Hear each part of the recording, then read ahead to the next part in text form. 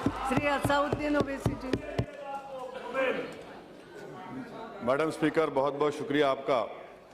शायर मशरिक ने बिल्कुल मरकजी हुकूमत के बारे में एक शेर कहा था, थोड़ा मैं तरमीम करके कहना चाहूँगा कि तुम्हारे वादे अपने खंजर से आप ही खुदकुशी करेंगे, जो शाख नाजुक पे आशियाना बनेगा वो नापायदार होगा।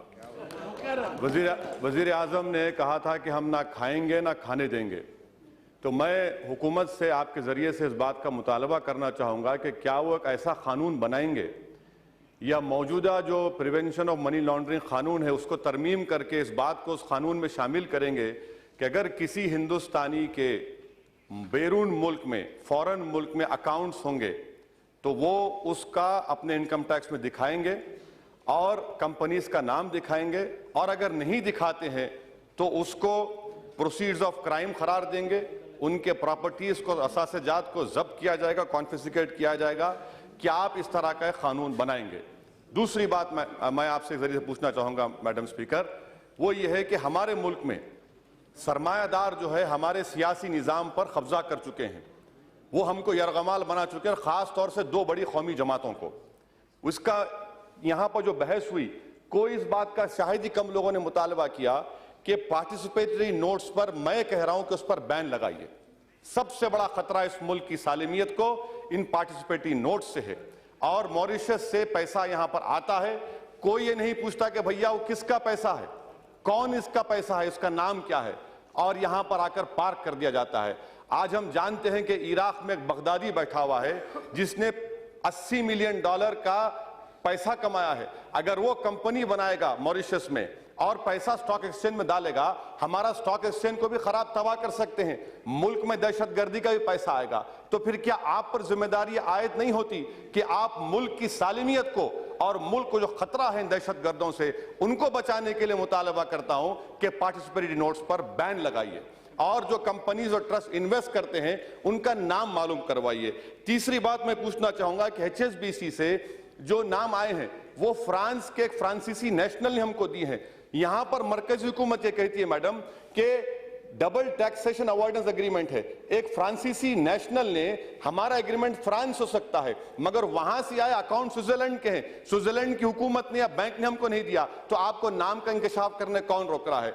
लिechtenstein बैंक जर्मनी से अलग है, अलहदा इंडिपेंडेंट मुल्क है। लिechtenstein बैंक के नाम हम दे सकते, आवाम के सामने ला सकते, हुकूमत कतरा रही है। और 4 अक्टूबर 2011 को सुप्रीम कोर्ट का जजमेंट का हवाला दिया जा रहा है। मैं वजीर फाइनेंस से आपके जरिए से पूछना चाहूंगा कि अक्टूबर 2014 में आप क्यों गए सुप्रीम कोर्ट को कि 2011 का जो सुप्रीम कोर्ट का फैसला है उसको तरमीम की जाए? क्या सुप्रीम कोर्ट ने नहीं कहा था पैराग्राफ नंबर 56 में, 71 में, 72 में कि ये तमाम चीजें गलत हैं, आप नाम दे सकते? मेरा 5वां मुतालबा हुकूमत से यह है कि अभी हमारे मुंबई से जो सांसद है बड़ी अच्छी बात कह रहे थे, मैं आपके जरिए पूछना चाहूंगा मैडम कि सिंगापुर में बायोमेट्रिक्स नामी कंपनी ने सिर्फ 45 लाख का अकाउंट खोला सिंगापुर में। ICICI बैंक ने उसको बगैर कोई कोलैटरल के 6,500 करोड़ का लोन दिया, और 2011 में 6,500 करोड़ रुपये यहां पर हिंदुस्तान को आया। किस कंपनी में गया? जो KG D6 में हमारी गैस तलाश कर रही है। वहां से सिंगापुर के हाई कमीशन लेटर लिखा 2011 में कि मालूम करिए इतना बड़ा पैसा आ रहा है।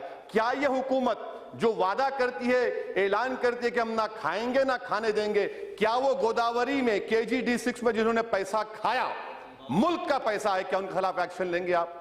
मैडम, अगर मैं गाड़ी के लिए लोन अप्लाई करता हूं तो ICICI बैंक मुझे लोन नहीं देता, उसके पास ना कोई ऑफिस, ना कोई कोलैटरल, ना कोई इक्विटी, 6,500 करोड़ का लोन दे दिया गया।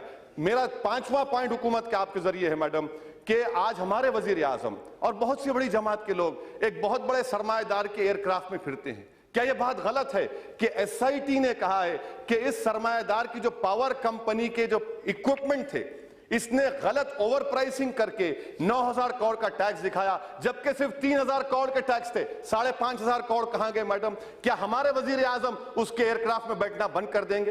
क्या हमारे बरबसरे जमात के लोग उसको दूर कर देंगे? अगर आप ऐसा कर सकते हैं तो जरूर करिए। मैं आपके जरिए से पूछना, हो गया वजीर आजम पढ़ने के रास्ते पर मैडम देखिए मेरी बात, निशिकांत दुबे नहीं, निशिकांत दुबे साहब, मैं अदब से कह रहा हूं मैडम, उनके जरिए से, मैं फकीर आदमी हूं, मैं खलंदर हूं, मैं रोड पे चलने वाला हूं, आप हवाई जहाज में उड़ने वाले हैं भाई, उड़िए, हम कहाँ हैं मैडम? नहीं, मैं अपनी बात को खत्म कर रहा हूं मैडम। ये दो अहम मिसालें आपके सामने दे रहा हूं, KG-D6 का और ये पावर कंपनी का। ये आपके लिए चैलेंज है। अक़वाम मुत्तहिदा के, यूनाइटेड नेशन का जो कन्वेंशन है, आर्टिकल 14, 23, 40, 46, 52, क्या आप इसको शामिल करेंगे? ये आप मुल्क को गलत बावर करा रहे हैं। आखिरी बात मैडम, हमारे हिमाचल प्रदेश के रुकने पार्लियामान ने कल कहा था करप्शन के बारे में। मैं उनसे पूछना चाह रहा हूं, भैया IPL का क्या है? IPL क्या है? ये IPL क्या, ये ब्लैक मनी का हिस्सा नहीं है? IPL को क्यों नहीं बर्खास्त करते? सुप्रीम कोर्ट में मुडगल रिपोर्ट आई, मरकजी हुकूमत ने क्या जवाब दिया? कुछ जवाब नहीं दिया।